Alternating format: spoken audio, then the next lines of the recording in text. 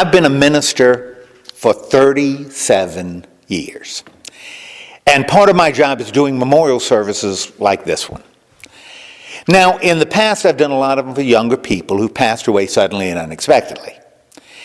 And before those services, as I talk with the families, well, they always feel sort of numb. Like they're living in a dream, a bad dream. And I'll tell you something, they always have questions that I just can't answer. Most of which begin with the word, why? Why did this have to happen? Why did God take him so soon? Why didn't we have a chance to say goodbye? Why? Now, that's what they ask. And I'll tell you, I sure understand the reason. At that point, all their emotions are jumbled and confused. It's as though they can't get their heads around what had just happened. And yet, how could they? My gosh, their lives will never be the same. And it all happened in an instant, the blink of an eye. And whenever I go into one of those services, I try to offer as some kind of comfort in my message. Although I know that they're going to be left with a lot of the same questions and the same feelings they had going in. And I also know that only time and close friends and family, and of course prayer, will help them get a handle on the confusion and maybe even the anger and doubt they might be feeling. But I hope that's not the case for us this morning. Because I believe we have every reason to leave this service with a sense of peace. In other words, although we're going to miss Ella, I really believe that we can feel a sense of comfort, a sense of tranquility, a genuine sense of peace as we leave here and go about the rest of our lives. And let me tell you why. First, I think we can feel peace just knowing that Ella lived a good, long life, can't we? Now, before I say anything else, I'm going to be straight with you. I've only been here for just short of 3 years, so I'm not going to pretend that I knew her well, because I didn't. But you did. Y'all know how strong she was and how hard she worked and how dedicated she was to her God and to her church and to her family. For example, it takes real strength to deal with the passing of 2 husbands, 2 sons, and a stepson. Along with parents and siblings, man, it takes strength to deal with that kind of guilt. And I think everybody here knows how hard she worked. My gosh, she ran a farm before women were supposed to do that kind of stuff, right? And she did it while also raising a family, for crying out loud. In fact, when I talked with the family yesterday afternoon, I think y'all called her a what? You remember what you called her? You called her an overcomer. An overcomer. Because when faced with a challenge, she didn't make a lot of excuses, did she? Instead, she took care of it.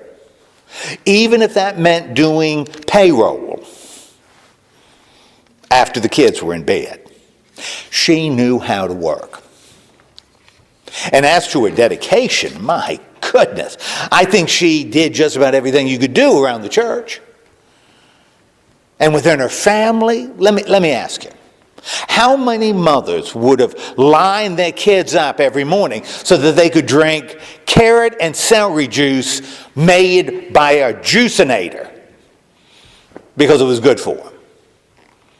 And how many chicken farmers who made their money selling eggs, how many of them would respond to a son who broke a whole mess of their income with just 3 simple words?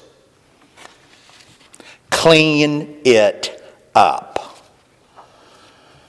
And how many people would have cared so much for all her children, all of them, that she made everyone feel like family? And it didn't matter whether they were stepbrothers or half-sisters or even in-laws and outlaws.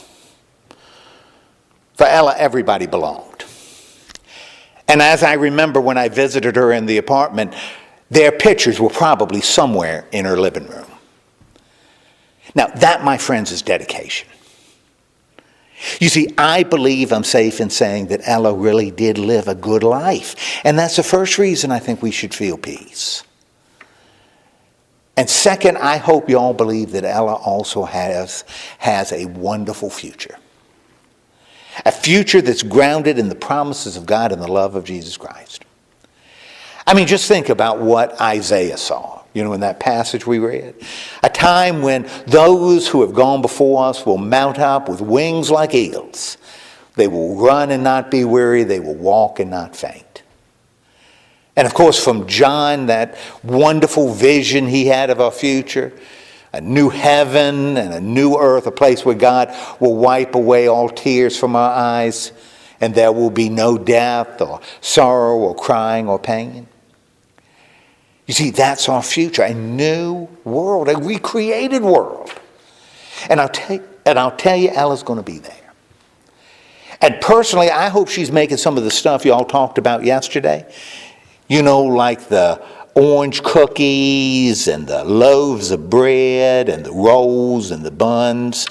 And who knows, she might even be baking it all that stuff in an avocado kitchen with a Formica table. Or as one of y'all, I don't remember which one, described it, a piece of Formica with 4 aluminum legs. But you better be careful. You better be careful. She just may hand you a pair of scissors so you can cut that hardtack candy. You see, she's going to be there with her mom and dad. She's going to be there with Virgil and Jean. She's going to be there with Douglas and Robert and Marty, who died 1 year to the day Ella passed. And of course, she's going to be there with all those other family members and friends to whom she had to say goodbye. I'm telling you, they're all going to be there with her just the way it's supposed to be. In other words, the time is coming when we're going to see Ella again. And it won't be on Mayfield and it won't be on Water Run. Instead, we're going to be together in a new and glorious world, one where there's no pain or passing. You see, that's our future. That's our hope. And that's the second reason I think we can feel peace. After some funerals, families struggle for years with all kinds of questions and emotions and maybe even guilt. And I'm talking about a whole bunch of questions I'm not sure anybody can answer. And emotions that are all jumbled and confused. And guilt, man, I'm talking about guilt that can almost take over your life. But I don't think that should be the case for us as we leave here this morning.